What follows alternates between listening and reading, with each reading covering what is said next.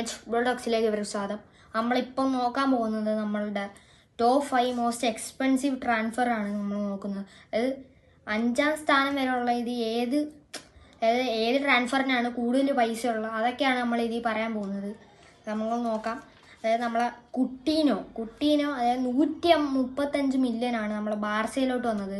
ഇതും 2017-18 സീസണിൽ. പക്ഷെ അതൊരു ഫ്ലോപ്പായിരുന്നു. ഇത്രയും പൈസ കൊടുത്തിട്ട് പക്ഷെ വലിയ ഇതില്ലായിരുന്നു. പിന്നെ അതുപോലെ നമ്മളെ ദെമ്പലയും 135 മില്യൺ അതേ സീസണിൽ തന്നെയാണ്. പക്ഷേ അത്ര വലിയ മാറ്റങ്ങളൊന്നും സംഭവിച്ചിട്ടില്ല. പിന്നെ ഉള്ളത് നമ്മൾ മുമ്പുള്ള വീഡിയോയിലൊക്കെ നമ്മൾ പറഞ്ഞതാണ് അയാളെ കുറിച്ച്. നമ്മളെ ഇസാക്ക് ഈ ലിവർപൂളിലേക്ക് വന്നത് അത് 150 മില്യണാണ്. അതും ഈ സീസൺ, അതായത് 2025-26 ഒരു നല്ല ട്രാൻസ്ഫർ ആണോ അല്ലേന്ന് നമുക്ക് പറയാൻ കഴിയില്ല. കാരണം ഇതിപ്പോൾ വന്നല്ലേ ഉള്ളത്, കളിയൊന്നും അങ്ങനെ ആയിട്ടൊന്നുമില്ല.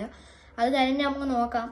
എന്തായാലും 2ാം സ്ഥാനമുള്ള വേറെ ആരുമല്ല, നമ്മളെ കിലിയൻ എംബാപ്പയാണ്. നമ്മളെ മൊണാക്കോയിൽ നിന്ന് PSG-യിലേക്കാണ് എംബാപ്പ എന്ന് വന്നത്. അതും 180 മില്യനാണ്. ഏകദേശം വലിയൊരു തുക തന്നെയാണ്. അതും 2018-19 സീസൺ. പിന്നെ ഇനി ഏറ്റവും ആദ്യം കിടക്കുന്നത് അത് ആരാണെന്ന് നിങ്ങളിപ്പോൾ പറയുന്നതിന് മുമ്പ് ഒന്ന് ജസ്റ്റ് ഒന്ന് കമൻറ്റ് ചെയ്യുക. അപ്പോൾ ആദ്യ സ്ഥാനത്ത് കിടന്ന മറ്റാരുമല്ല, നമ്മളെ സുൽത്താനായിട്ടുള്ള നെയ്മറാണ്. അതും 222 മില്യനാണ്. വലിയ തുക തന്നെയാണ്. അതായത് ഇതേവരെ നടന്നുള്ള ട്രാൻസ്ഫറിൽ ഏറ്റവും മികച്ച ഒരു ട്രാൻസ്ഫറാണ്. അതൊരു നല്ലൊരു ട്രാൻസ്ഫറാണ്, ഫ്ലോപ്പ് ആയിട്ടില്ല. അതും നല്ല മികച്ച. PSG-ക്ക് നിരവധി മാറ്റങ്ങൾ കൊണ്ടുവന്നിട്ടുണ്ട് നെയ്മർ.